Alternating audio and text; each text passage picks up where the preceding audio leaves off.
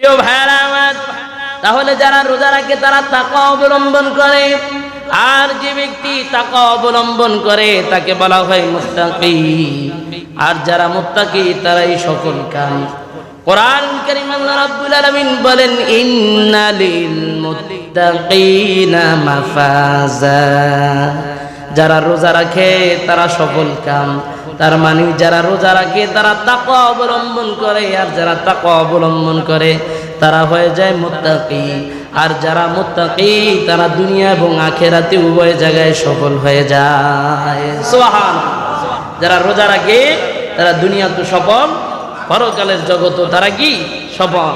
রোজাদার কোনোদিন বিফল হতে পারে না। তাহলে যারা রোজা রাখে তারা সফল। যারা রোজা রাখে তাদের জন্য কি হবে? রব্বুল আলামিন বলেন তারা মুত্তাকি হবে। আর যারা মুত্তাকি হবে তাদের জন্য প্রতিদান হলো হাদাইকা ওয়া আনাবা। যারা রোজা রাখে তাদের জন্য আল্লাহ তাআলা ওই হাসরের ময়দানে একটা বাগান দান করবেন, যেই বাগানটা দুনিয়ার জমিনের এই নোংরা বাগান নয়, যেটা হবে জান্নাতের একটা বাগান।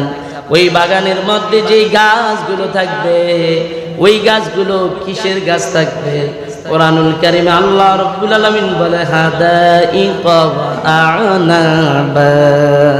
মুত্তাকিদেরকে আল্লাহ তাআলা রোজা রাখার কারণে যেই প্রতিদান দিবেন সেটা হলো রব্বুল আলামিন তাদের জন্য একটা আঙ্গুরের বাগান দিবেন। সুবহানাল্লাহ। বিশাল একটা আঙ্গুরের বাগান দিবেন। আঙ্গুর এমন একটা ফল, যেই ফল খাওয়ার জন্য আপনার কষ্ট করে কাটাও লাগবে না, ভিতরে আটিও ফালানো লাগবে না, বরং এটা এমন একটা ফল যেটার শিকলাও নাই।